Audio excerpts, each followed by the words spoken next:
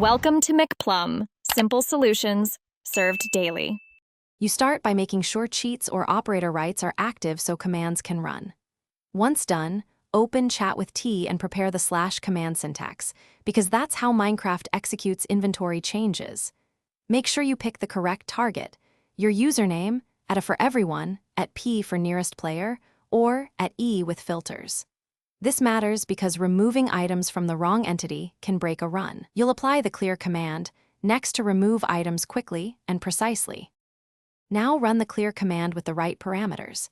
You type /clear followed by the target, then optionally an item name, data value, and maximum count to remove. For example, /clear at pminecraft, diamond 064 removes up to 64 diamonds from the nearest player. Use item names, not display names, and include data values for variance. You can chain selectors or use scores and tags to narrow targets, so you don't accidentally wipe important inventories during multiplayer. Finish by verifying the result. Open the inventory or run /clear with a 0 count to test without removing items.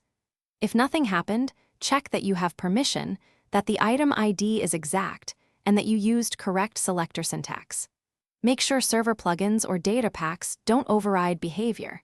If you need a safety net, enable backups or set gamma rule keep inventory true before clearing gear. This prevents irreversible loss and gives you a rollback option if the wrong items disappear.